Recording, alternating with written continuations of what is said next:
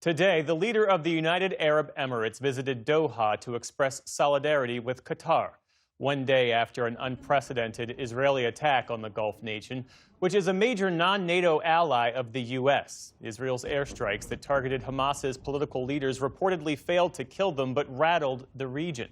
To discuss the attack and the regional ramifications, we turn to Marwan Muwashir. He's the Vice President for Studies at the Carnegie Endowment for International Peace, and he's also the former Foreign Minister of Jordan. He joins us now from Amman. Marwan Muwashir, welcome back to the NewsHour. Thank you. Israel's strike in Doha aimed at Hamas leadership was the first acknowledged strike on a Gulf state. In your view, what message does it send to the broader region? I think the primary question that the region is asking today is regional peace a priority of Israel? Because judging from Israeli actions, coupled with Israeli statements that they intend to annex the West Bank, it does not seem that regional peace is of any priority to Israel. I think what it is also doing is it is killing the prospects of any expansion of the Abrahamic Accords. The Abrahamic Accords were a cornerstone of U.S. policy, both for the Biden administration and the Trump administration. Today, there is not just no chance for Saudi Arabia to join the Abrahamic Accords because of this action, but even Gulf countries who have joined, like Bahrain and the United Arab Emirates, are today, I think, revisiting their stand. The UAE president was in Qatar today, and as I said, the whole issue of whether Israel regards peace as a priority is being seriously questioned in the region. The Qatari Prime Minister, in an interview with CNN today, he called the Israeli attack an act of state terror and said that Qatar is reassessing everything about its mediating role.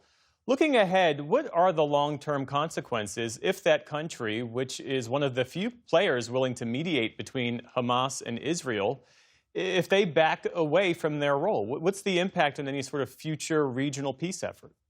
I think it's very difficult to think today of Qatar resuming its mediation efforts when it feels at risk that Israel is going to strike at the very negotiators that it is dealing with.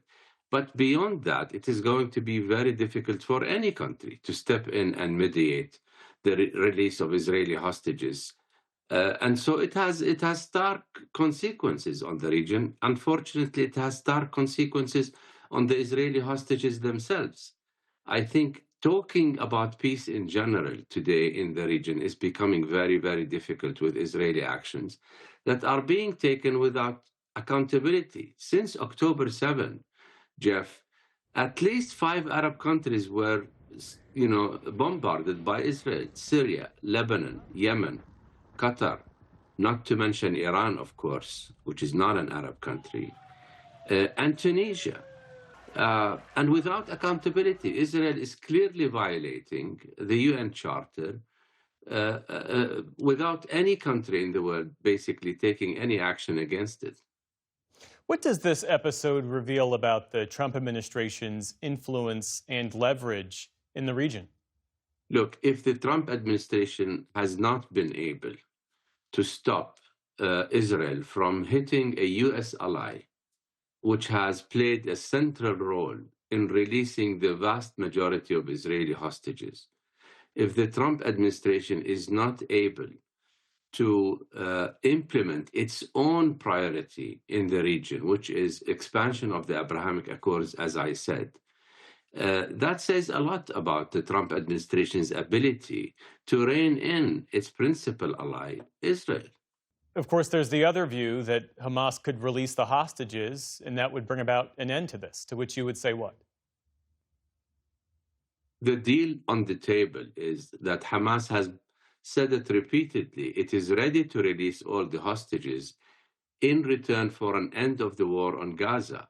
But what it is being presented with is release all the hostages, then we'll come back and kill you and hit back at you. And, without agreeing with what Hamas did in October 7, it is not something that Hamas obviously is ready to accept. I think Hamas has indicated repeatedly its willingness to release all the hostages. But in return, the war on Gaza needs to stop. 65,000 Palestinian civilians have been killed so far, with no end in sight. Marwan Muasher, thank you for your perspective this evening. We appreciate it. Thank you.